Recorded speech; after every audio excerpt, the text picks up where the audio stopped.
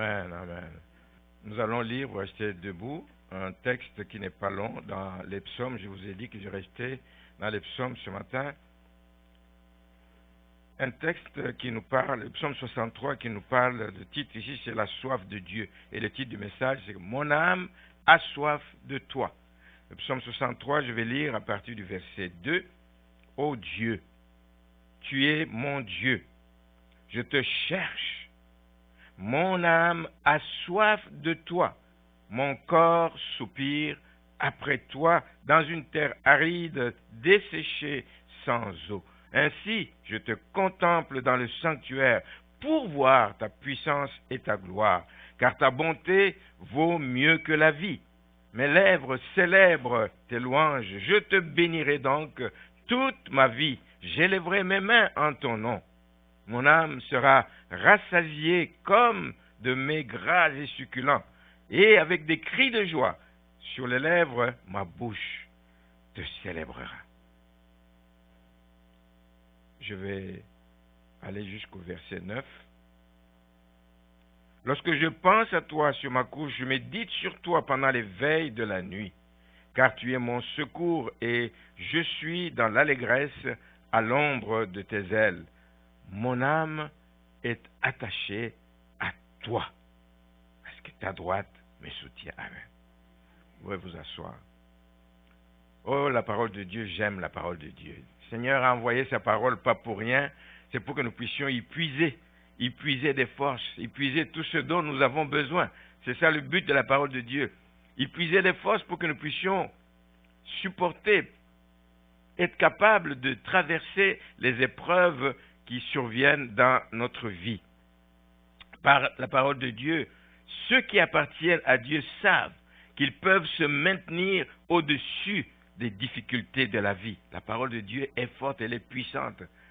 Ceux qui appartiennent au Seigneur le savent. Et ce matin, laissez-vous visiter par la parole de manière toute particulière. Laissez cette parole au travail, même quand vous vous sentez faible, triste, découragé. Bien-aimés, laissez-vous visiter par la parole de Dieu. Et je prie que le Seigneur nous aide tous à briser tout sentiment de découragement qui peut nous habiter, parce que le Seigneur a toute la puissance pour détruire les œuvres du malin. Amen. En introduction, j'ai pensé faire une sorte de comparaison. Nous parlons de notre âme, mais je voulais parler de notre âme a besoin de soins autant que notre corps a besoin de soins. Et nous vivons dans un pays où les soins sont, le système social est bien organisé. Il permet donc de faire de temps en temps des examens approfondis, ce qu'on appelle des check-up annuels, pour voir si tout va bien dans le fonctionnement, pour obtenir une sorte de bilan de santé. Mais quand nous faisons le bilan de santé, c'est physique. Il n'y a pas de bobo à gauche, pas de bobo à droite, etc. C'est un bilan de santé pour notre état physique. Mais il y a des gens qui l'ont négligé, qui n'ont pas fait ça. Ils ont été surpris d'apprendre évidemment qu'il y a des maladies graves qui sont cachées et qui se sont développées avec le temps, alors qu'ils auraient pu être soignés à temps si le problème avait été vite décelé, si les gens avaient été vigilants. Donc, veiller sur notre santé physique, c'est une discipline. C'est une discipline. La Bible nous demande de veiller sur ce corps qui est le temple du Saint-Esprit. C'est une discipline qui est bénéfique pour notre santé physique. Mais je voudrais vous dire ce matin que la même discipline doit aussi être appliquée pour la santé de notre âme. Nous nous préoccupons beaucoup du physique, mais nous devons nous préoccuper davantage de notre âme. La Bible nous encourage à cela en disant de garder notre cœur plus que toute autre chose. Veillez, surveillez ce qui hante, ce qui affecte notre cœur. Veillez sur notre cœur plus que toute autre chose, car de cœur viennent les sources de la vie. Le livre des Proverbes 4. Dans le même sens, l'apôtre Jean a écrit à Gaius en disant « Je souhaite que tu prospères à tous égards, comme prospère, et sois en bonne santé évidemment, comme prospère l'état de ton âme. » C'est comme pour dire, il faut que tu continues à prospérer dans ton âme, que tu veilles sur ton âme, et tu vas voir que ça va entraîner tout le reste, tu vas prospérer aussi à tous égards.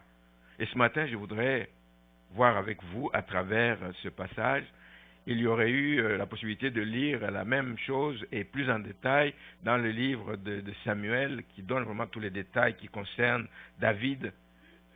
Nous voulons voir comment David s'y est pris pour surmonter le découragement qu'il a pris à un moment donné de sa vie, un découragement qui le guettait, je veux dire, à un moment donné de sa vie. Donc, si vous voulez en savoir plus, je vais vous donner un peu le contexte, mais c'est vraiment bien d'aller lire, c'est très détaillé dans le livre de Samuel, 2 Samuel, à partir du chapitre 15 et suivant. Donc, c'est un psaume, comme la plupart des psaumes, David a écrit à une circonstance donnée. Il a écrit ceci, ce psaume 63, c'est à un moment où il a été obligé, tout roi qu'il était, il a été obligé de fuir le palais royal et de fuir sa ville, etc. Et fuir où pour aller dans le désert. Parce qu'il était menacé. Il a dû s'exiler loin de son palais. Il a dû s'exiler loin de sa maison. Il a dû s'exiler là où il était bien. Il est allé dans le désert. Pourquoi?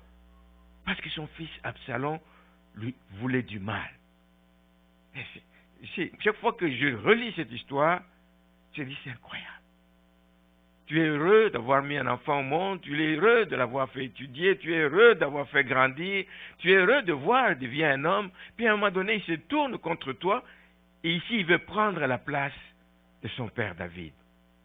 Il veut prendre sa place jusqu'à coaliser avec des gens pour chercher à attenter à sa vie. Je ne sais pas, à sa place, comme père, ce que vous ressentirez. J'ai déjà entendu beaucoup de choses, des pères qui ont été déçus par leurs enfants, mais un père dont l'enfant le menace, dont l'enfant menace le père, je vais attenter à ta vie parce que je veux prendre ta place. David n'est pas allé là-bas par hasard. David, c'est quelqu'un qui est un élu de Dieu, choisi par Dieu, placé par Dieu à la bonne place. Imaginez ce qu'il pouvait sentir en lui-même dans ces circonstances. C'était un homme blessé. C'était un homme déchiré au-dedans de lui. C'était un homme qui était au bord du découragement. Tout ce que j'ai fait pour avoir ça. Il était au bord du découragement. Mais il savait qu'il devait veiller sur son âme. Très important. Si on se laisse aller, on ne veille pas sur son âme, on va s'enfoncer, on aura du mal à se relever plus tard. Il savait qu'il devait veiller sur son âme.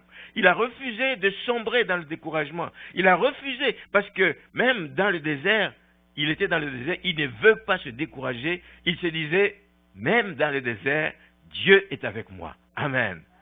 Même dans le malheur, Dieu est avec toi. Même dans les difficultés, Dieu est avec toi. Et Dieu va t'aider. Si tu te tournes vers lui, il va t'aider à résoudre ton problème, à faire face à tout ce qui t'agace, etc. David a compris qu'il lui fallait continuer à chercher la face de Dieu. C'est aussi un refuge. Quand vous êtes dépassé par les choses, vous êtes confié aux hommes, à gauche, à droite, vous avez pleuré, mais le mieux c'est de se tourner vers Dieu. Contemplez sa face. Amen. Vous allez retrouver l'énergie, vous allez retrouver la force. Il se tourne vers la face de Dieu parce qu'il savait que c'est un Dieu qui garde son alliance. Il sait que c'est un Dieu puissant. Il sait que c'est un Dieu qui ne change pas. Il est fidèle. Il sait que sa miséricorde dure à toujours. Même si j'ai mal fait quelque chose qui m'a entraîné dans cette situation, je sais que ta miséricorde est encore disponible. Se tourner et chercher la face de Dieu. Mais pour ça, il faut être entièrement dévoué à notre Seigneur. Donc, le cas de David, l'exemple de David dans ces circonstances, est un bon exemple à suivre. Lorsque vous êtes aux prises avec un problème, alors c'est de toute nature. Ça peut être un problème familial comme lui, avec un enfant qui lui veut du mal. Ça peut être un problème de santé. Il n'y a pas de situation pour laquelle on ne peut pas se tourner vers Dieu. Il n'y a pas de problème. Le problème de santé, un problème de travail, un problème d'injustice quelconque, etc. Un problème financier. Notre recours, c'est lui. Parce qu'il dispose de tout. Il a tout pouvoir entre ses mains. Il a tout pouvoir. Donc, recherchez Dieu, bien-aimés. Comptez sur lui. Ne comptez pas sur vos propres forces. Comptez sur lui. Parce que si vous comptez sur vos propres forces, il y a un risque. C'est le risque de vous épuiser. Vous allez donner, à un moment donné, vous ne pourrez plus parce que les problèmes peuvent se multiplier dans la vie. Nous sommes encore sur terre, l'ennemi travaille tous les jours, il nous donne des coups à gauche, à droite, il veut nous arrêter. Nous allons nous épuiser si nous comptons sur nos propres forces. Mais comptez sur Dieu. Assurez-vous continuellement d'être attaché à lui. Assurez-vous continuellement d'être assoiffé du Dieu vivant. Qu'il vienne vous visiter, qu'il vienne vous remplir de sa présence. Et nous allons voir quelle a été la démarche qu'a suivi David progressivement dans le texte. D'abord, la première chose, le problème est tellement gros, il ne voit pas comment il va le régler par lui-même. Il décide de s'approcher de Dieu et c'est la bonne chose à faire. Quand vous êtes dans le trouble, ne courez pas à gauche, à droite. Commencez par chercher la face de Dieu. Approchez-vous de Dieu. Et il le fait de manière tout à fait spéciale. Il commence le texte en disant « Ô Dieu, grand Dieu, redoutable, tout-puissant, créateur, le Dieu de l'impossible, le Dieu qui a tout pouvoir entre ses mains. Ô Dieu !» Pas un homme, il ne s'adresse pas à un homme, c'est au Dieu qui siège dans la gloire, qui siège dans la louange des cieux, au Dieu qui est assis sur son trône, souverainement élevé, au Dieu qui contrôle tout ce qui... Ô Dieu, c'est à lui qui se tourne, pas vers un homme. Il s'exclame parce qu'il réalise qu'il a un privilège. D'abord de connaître Dieu. Beaucoup de gens ne connaissent pas Dieu. Beaucoup de gens souffrent. Vous en connaissez autour de vous, qui souffrent. Mais ils ne savent pas que Dieu est là. Dieu les regarde. Dieu même leur tend les bras ouverts. Mais ils ne savent pas. Mais lui, il a le privilège de connaître Dieu. De connaître le Dieu. Il est Dieu 3 fois saint. Et il décide de s'approcher. Et nous avons aussi ce privilège de nous approcher de Dieu. Le jour comme la nuit. Dit que dans ma couche, sur ma couche, je me dis pendant les veilles de la nuit. Il n'y a pas une heure où on ne peut pas s'adresser à Dieu. Il n'y a pas un temps où il prend la sieste où on ne peut pas le déranger. Il n'y en a pas. On s'approche de lui à toute heure de la journée, à tout endroit où on peut se trouver sur la terre. Il est le Dieu qui contrôle le ciel et la terre, toutes choses, visibles et invisibles. Ô Dieu, un Dieu grand, incomparable, insondable, mais un Dieu juste, un Dieu bon. Voilà celui à qui nous devons nous adresser. Il lui parle parce qu'il sait que chaque fois que le malheureux crie, Dieu a promis d'écouter les cris du malheureux. Dieu entend et Dieu délivre les gens de leur détresse. Dieu ne parle pas à un Dieu inconnu, il le connaît. Il le connaît pas seulement quand il est devenu roi, il le connaît dès sa tendre jeunesse. Parce qu'il connaît ce Dieu. Parce que c'est lui qui est allé le sortir quand il était derrière les brebis de son père. C'est lui. On l'avait oublié. Parmi les enfants d'Israël, on l'avait oublié. C'est lui qui est allé le sortir. De l'inconnu, il l'a amené. Parce qu'il dit, voici j'ai trouvé l'homme selon mon cœur. C'est lui. Il sait que Dieu l'a choisi. Il a vu Dieu pendant qu'il était encore berger derrière les troupeaux de son père. Quand les troupeaux étaient attaqués par l'ours, par le lion, etc., Dieu lui a donné un jeune homme qu'il était, la force de déchirer la mâchoire du lion. Dieu lui a donné une force spéciale. Il a pu faire face et protéger. Dieu le préparait à sa tâche de berger d'Israël. Amen. Merci Seigneur. Il était derrière les brebis, Dieu s'est occupé de lui. Il a confiance en lui. En ce moment où il est devant un avenir, on peut dire, incertain. Je ne sais pas comment cette affaire va se tourner. Selon mes yeux, selon mon regard, selon les gens qui m'entourent, l'avenir est incertain. Le moment où tu te trouves, des fois, vous dites, je ne sais pas comment ça va se terminer. Je ne sais pas ce qui va arriver à l'issue de cet examen. Je ne sais pas ce qu'on va me dire. Quand Jacques est allé à l'hôpital, je ne sais pas ce qui va arriver après l'opération. Mais Dieu est bon. Il avait confiance en lui. Face à tout ce que les médecins disaient, il y a tel risque si jamais l'opération, même s'il y a un pourcentage faible, mais le risque est là. Mais il y va avec confiance. Amen. Il est entre de bonnes mains, les mains de son Seigneur. Mon frère, ma soeur, je voudrais vous dire ce matin, vous aussi quand vous vivez un temps difficile, quand vous vivez des problèmes qui semblent vous dépasser, à vos yeux, c'est trop gros ce problème. Mais est-ce que vous tombez dans le piège pour dire c'est trop gros, donc Dieu n'est pas capable de le régler? Est-ce que c'est ça votre réaction? Est-ce que vous trouvez que Dieu n'est pas capable de régler votre problème? Ou alors vous trouvez que Dieu vous a oublié? Ou alors l'attitude que je vous suggère, c'est de, quelle que soit la nature du problème, gardez confiance en lui. Gardez confiance. Même si vous voyez des signes contraires, gardez confiance. Il est avec vous. Il vous tiendra par la main. Il va vous aider à cheminer dans toutes sortes de voies. Dans des chemins. Même quand nous passons par la vallée de l'ombre de la mort, comme dit David, je ne crains aucun mal. Il faut que nous arrivions à ce niveau-là. Il faut que nous arrivions à ce niveau-là.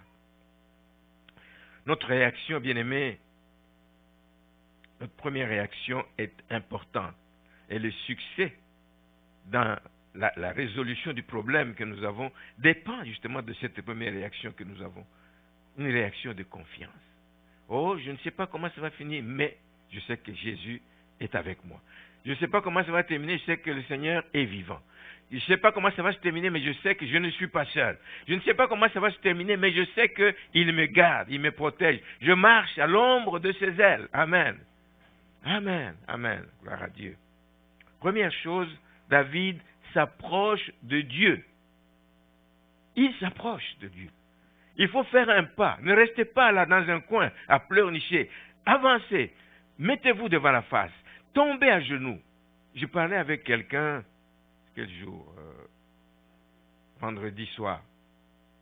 Quelqu'un qui a vécu des choses, je ne peux pas vous... difficiles.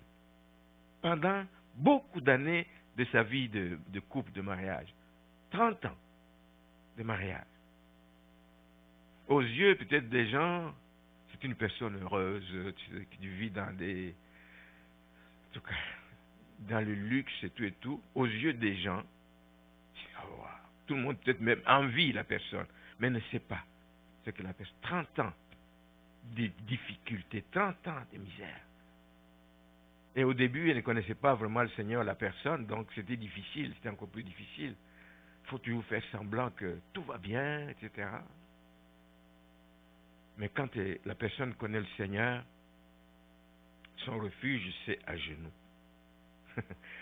J'ai vu un serviteur de Dieu qui nous montrait, c'était en Afrique, qui nous montrait, c'était un intercesseur, un homme qui a usé ses genoux. Nous usons nos culottes, mais il y a des gens qui usent les genoux. Il a monté son pantalon pour nous montrer ses genoux. Oh là là, ce ne sont plus des genoux, c'est comme des sabots là. C'est devenu comme des sabots. Parce qu'il vit à genoux cet homme. Et quand il vous dit les témoignages qu'il a vus dans sa vie et pour les gens pour qui il a prié, ce n'est pas étonnant. Il prend du temps de s'approcher du Seigneur. Peu importe la taille du problème, il a usé ses genoux. Cette sœur me disait la même chose. Mes genoux sont méconnaissables aujourd'hui. Mais elle est en paix.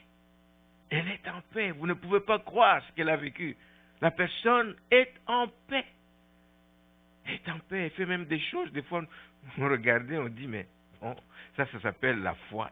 Ça s'appelle vraiment la foi qui devient comme une folie. Je n'entre pas dans les détails. Ce n'est pas ça l'objet de mon propos ce matin. Mais David s'approche de Dieu. David s'approche de Dieu parce que il recherche, il désire, il aspire à une communion plus profonde en ce moment-là. Il n'y a qu'auprès du Seigneur que vous pouvez trouver le réconfort dans des moments comme ça. Les hommes sont limités. Je veux bien t'aider, je veux bien te remonter le moral, je veux bien te prier pour toi, mais je n'ai pas les bons mots. Il n'y a pas de mots qui soient capables de... Non, je ne suis même pas capable de comprendre vraiment la douleur que tu ressens en ce moment. Mais il y a quelqu'un qui connaît cette douleur. Alors, il recherche une communion avec son Dieu. Il s'avance vers lui et il veut sentir sa présence. Il dit, dans ce texte, il dit, tu es mon Dieu, je te connais, tu es mon Dieu et je te cherche. En ce moment où je suis mal en point, en ce moment où tout tourne mal autour de moi, je te cherche. Manifeste-toi, Seigneur. J'ai besoin de toi. Souvent, je regarde l'enfant, les bébés, quand ils sont bébés. Par exemple, Adèle, il y a quelque temps, un jour, je vais là-bas, en arrière, elle était dans son Moïse, là, oui, dans son panier, je dis ça comme ça. Et puis je m'approche, je suis en train de faire des gestes. Je souris de tous, toutes mes dents dehors, là, tout ça, pour que rien à faire. Parce que ses parents étaient loin, ils ne les voyaient pas, ne les entendaient pas. Sa sécurité ne fût-ce que de voir les parents, ne fût-ce que de l'entendre. Tout le monde peut se mettre autour, essayer de les bercer, essayer de lui faire des câlins, etc. Mais ça ne donnera rien tant qu'il ne voit pas. C'est ça qui doit être notre attitude, comme un bébé qui aspire, qui veut être en communion, qui veut prendre du temps dans la présence de Dieu. Sinon, on risque de ne pas aller loin. Tu peux baisser cet enfant, mais il ne se sentira rassuré que lorsqu'il voit l'un des parents, lorsqu'il entend même la voix d'un parent. Tu vois, du coup, ça le calme, ça le rassure. Nous devons être comme ça. Nous mettre dans la présence du Seigneur pour que nous puissions sentir son bras être posé sur nous. Sentir qu'il nous chuchote quelque chose à l'oreille. Nous chuchote quelque chose à travers la parole. Nous le cherchons de toutes sortes de moyens, mais aussi à travers la parole. Il va te conduire dans une méditation d'un texte qui te fait du bien. Il te fait revivre tout d'un coup alors que ton problème est encore entier. Cherchez la communion, une communion profonde. Cherchez la présence de Dieu. Je te cherche. Manifeste-toi. Et Dieu est capable de le faire. David ne s'est pas arrêté là. Il poursuit en faisant des déclarations. Mais il commence par la déclaration de son besoin. Oui, je te cherche, mais je te cherche pourquoi? Mais son besoin, c'est étonnant. Ce n'est pas de dire, regarde mon fils, ce qu'il a fait. Son besoin, mon âme a soif de toi. Waouh! Mon âme a soif, mon corps soupire après toi. C'est toi que je cherche. Parce que ma paix dépend de toi. Ma paix est en toi. Voilà son besoin. C'est pas mon fils m'a abandonné, mon fils me menace, etc. Dieu le sait. Dieu connaît avant même que tu n'ouvres la bouche pour le lui dire. Il connaît ta situation. Mais ton besoin premier, c'est je veux m'approcher de toi. Je veux te toucher. Mon âme a soif de toi. Mon corps soupire après toi. Ça veut dire que sans toi, mon Dieu, je risque de m'épuiser, je risque de m'effondrer. Voilà pourquoi je veux te contempler, je veux voir ta puissance, je veux entendre ta douce voix, je veux voir ta gloire. Voilà ce qui va me fortifier, voilà ce qui va m'encourager, voilà ce qui va me tenir debout encore jusqu'au moment où la résolution de mon problème va arriver. Et donc en cela, David est en train d'exprimer sa totale dépendance. Et je vous l'ai dit toujours, dépendez de Dieu. Ne dépendez pas de vos affaires. Ne dépendez pas de votre famille. Financièrement parlant, je veux dire, dépendez de Dieu.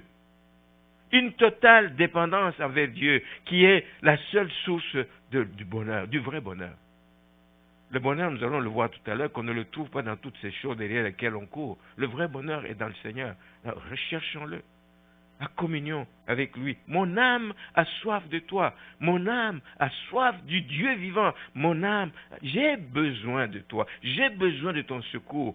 Toi, ton secours ne peut venir que de toi. Donc Dieu est la seule source de son bonheur. Et il le dit dans plusieurs mots que je ne vais pas reprendre à partir du verset 4 jusqu'au verset 9. Il s'engage. Il dit, mais à cause de ça, je m'engage à lever mes mains, élever mes mains vers toi. Je m'engage à chanter tes louanges. Même quand j'ai ce problème, je ne cesserai de chanter tes louanges. Amen. Parce que tu es un Dieu bon. Il chantera toujours ses louanges à Dieu, même quand le problème est encore là, parce qu'il sait que le secours me vient de l'Éternel. Il s'engage à méditer sur Dieu.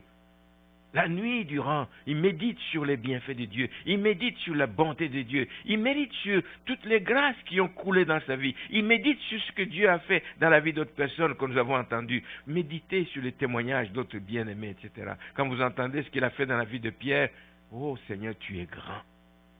Tu médites sur ces choses, tu les passes en revue, ça te donne la force de dire, oh, il réglera mon problème. Le moment viendra, en son temps, il fera toutes choses bonnes. Amen. Ça te donne la confiance de continuer à attendre patiemment l'intervention de Dieu parce que c'est sa droite qui nous soutient. Amen.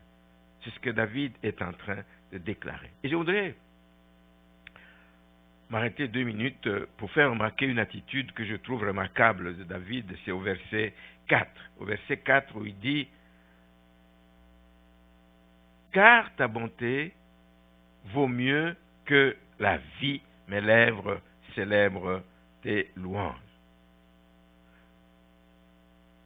Parce que David, nous l'avons vu, il exprime son besoin, il dit « Mon besoin c'est toi, mon âme a soif de toi en ce moment ici. » Donc, il ne se concentre pas sur la menace qui pèse sur lui.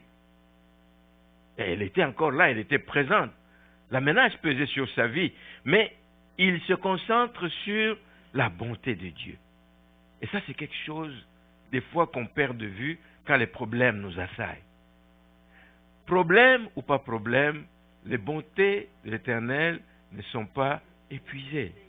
La Bible dit qu'il les renouvelle chaque matin. La Bible le dit qu'il les renouvelle chaque matin. La bonté de Dieu, il dit, lui, que la bonté de Dieu vaut mieux que la vie.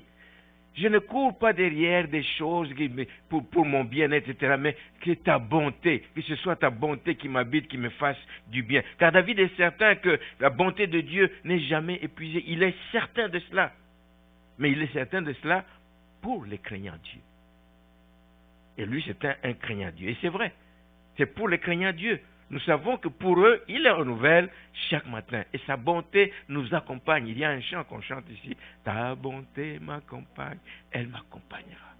Partout où je suis, quelle que soit la circonstance, ta bonté envers moi est là. L'apôtre Paul a eu la même réaction.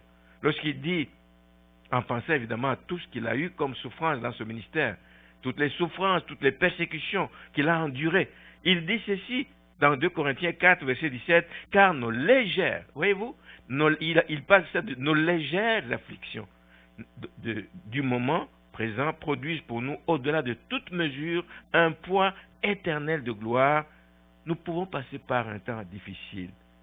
Nous voyons ça gros, mais c'est des légères afflictions du moment, mais qui vont produire une gloire, un poids éternel de gloire, parce que nous regardons non pas aux choses visibles, non pas aux menaces qu'il y a autour de nous, non pas aux choses qui nous entourent, mais nous regardons à celles qui sont invisibles. Amen.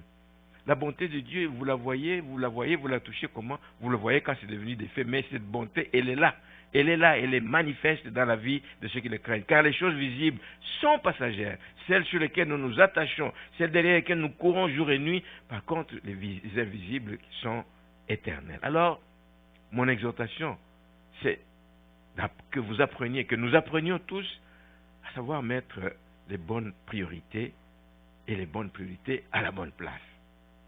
Nous vivons dans un monde de vitesse, un siècle de vitesse, mais tout est devenu urgent. Tout est urgent. Alors, nous risquons de nous concentrer sur les choses urgentes, parce que ça n'arrête pas. Tu as fini ceci, mais le gouvernement demande telle autre chose. Tu as fini ceci, à l'école on demande. Tout est urgent, tu dois suivre à ton calendrier. Mais tu peux perdre de vue qu'à côté de ces urgences-là, il y a des choses qui sont encore bien plus importantes que l'on peut négliger. Alors, ne mettons pas en avant seulement ce qui est urgent. Les urgences, il y en aura toujours. Tant que le monde est monde, il y en aura toujours. Mais il y a des choses importantes que nous ne devons pas négliger. Parmi les choses importantes, il y a ça justement, notre relation avec Dieu. Ça doit être une priorité de tous les jours et de tous les instants. Nous ne cherchons pas à entretenir notre relation avec Dieu seulement quand nous avons des problèmes. Notre relation doit être nourrie, doit être suivie, doit être de tous les jours et de tous les instants. Nous devons entretenir cette faim, cette soif du Dieu vivant. Nous devons l'entretenir. Avoir faim, avoir soif, c'est bon, parce que c'est signe que tu es vivant, que tu te portes bien. N'est-ce pas? Ah oui, parce que le jour où tu n'as plus faim, il y a un problème. D'abord, tu vas commencer à fondre, tu vas maigrir. Le jour où tu n'as pas soif, tu n'as pas soif, ça veut dire que tu ne bois pas, tu ne fais même pas l'effort pour boire, mais tu vas commencer à être déshydraté. Tu fonds, tu es déshydraté, tu faiblis, tu es une proie facile à l'ennemi, tu vas tomber plus facilement aux tentations, etc., etc. Donc, nous devons entretenir, être toujours assoiffés de Dieu, être toujours assoiffés de Dieu, avoir faim de lui dans notre relation avec le Seigneur. Donc Jésus l'a même enseigné dans le sermon, je vais juste citer le verset, dans le sermon sur la montagne dans Matthieu au chapitre 5, il dit ceci, quand il insiste sur la vraie source du bonheur. Qu'est-ce qui rend les gens heureux? Est-ce que c'est l'argent? Est-ce que c'est la renommée? C'est ça derrière lequel nous courons. Mais lui dit, heureux, c'est un des passages. Heureux au verset 6, heureux ceux qui ont faim et soif de la justice. Mais la vraie justice de Dieu, pas la justice des hommes. Ils seront rassasiés.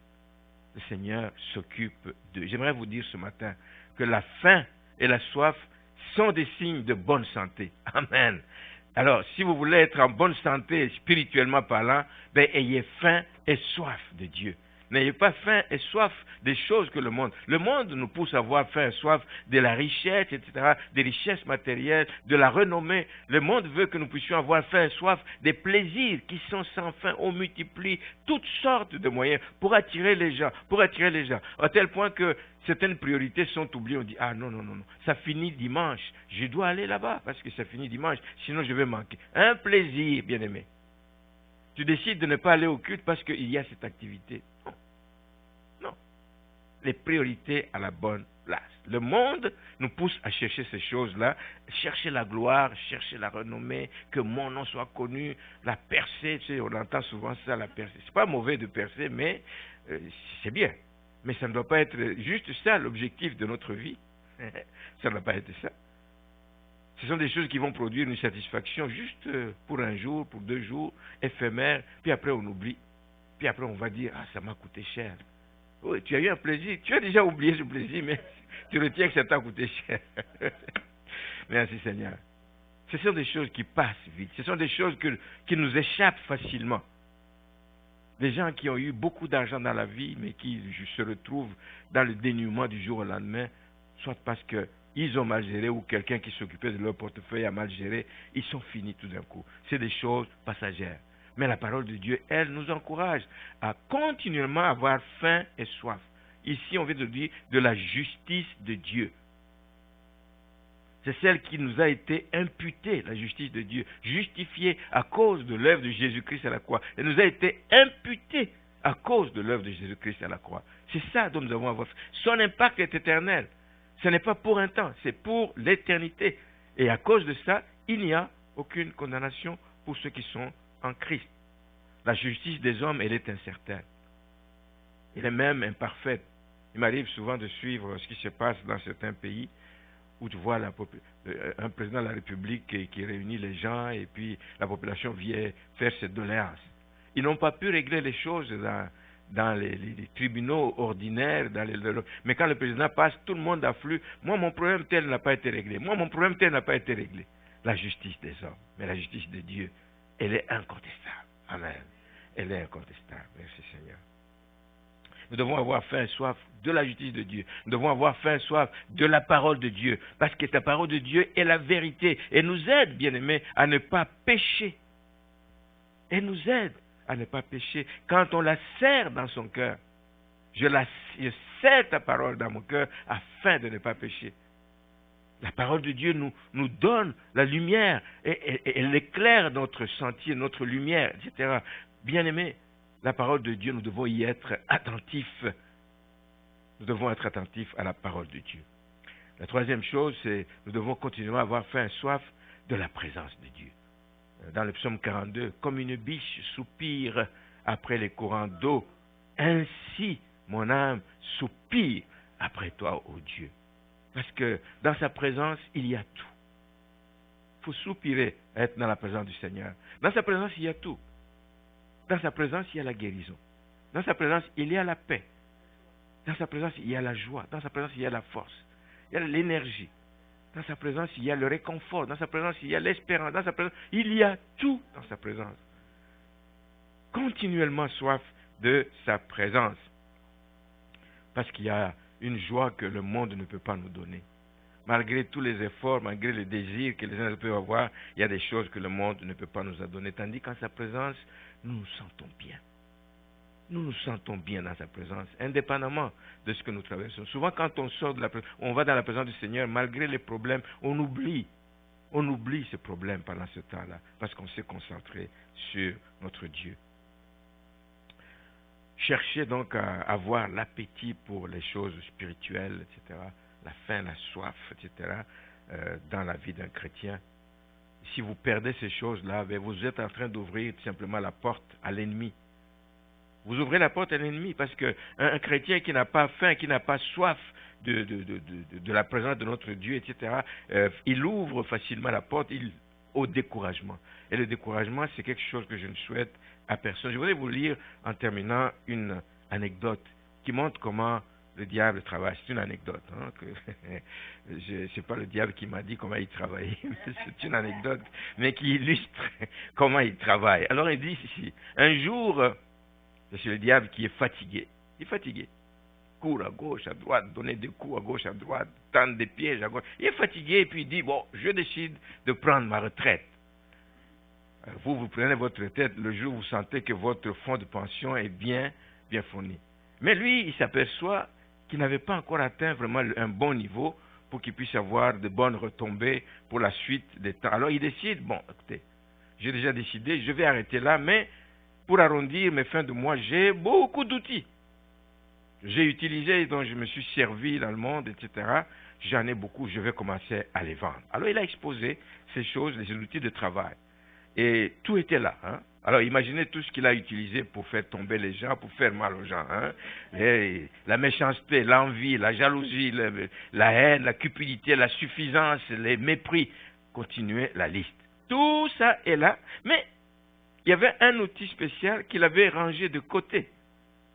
Il le met de côté, et puis quand les personnes regardent l'outil, ils voient que l'outil en question est plus usé que les autres, mais qui ne devait donc pas attirer l'attention des gens. Et pourtant, lui, il met un prix fort à cet outil-là. Un outil usé. Et la personne qui vient dit, mais c'est quoi cet outil? Il dit, c'est le découragement. Mais pourquoi est-ce que tu lui mets un prix plus cher que les autres? Il dit, c'est très simple. Parce que c'est l'outil le plus efficace. C'est l'outil qui, quand tu t'en sers, que tu enfonces dans le cœur de quelqu'un, ben, il est fini. Là. Il est fini. C'est la porte ouverte. Quand tu enfonces le découragement dans le cœur de quelqu'un, ben, le découragement ouvre la porte à tous les autres. Tous les autres outils peut les envoyer beaucoup plus facilement. Quand une personne est découragée, c'est beaucoup plus facile qu'il commence à envier les autres. Quand une personne est découragée, c'est facile qu'il commence à être jaloux des autres. Voici comment l'ennemi travaille. Tout ça pour vous dire, ne vous laissez jamais aller au découragement. Vous êtes en train de signer votre arrêt. Ne vous laissez jamais aller au découragement. L'ennemi va l'utiliser beaucoup et vous comprenez pourquoi il faut donc combattre le découragement parce que il n'y a personne qui est à l'abri. Je vous parle, mais je ne suis pas à l'abri du découragement. Il y a beaucoup de choses qui ont découragé beaucoup de pasteurs. Ils travaillent fort, de maigres résultats. Mais ce n'est pas ça qui compte. Le Seigneur regarde les efforts que tu as faits. Le résultat ne dépend pas toujours de toi. Oui, en partie, mais le résultat ne dépend pas toujours de toi. Donc il ne s'agit pas de se décourager. Seigneur, j'ai fait ma part. J'aime un serviteur de Dieu qui aime ça. Jean, fais ce que tu peux faire.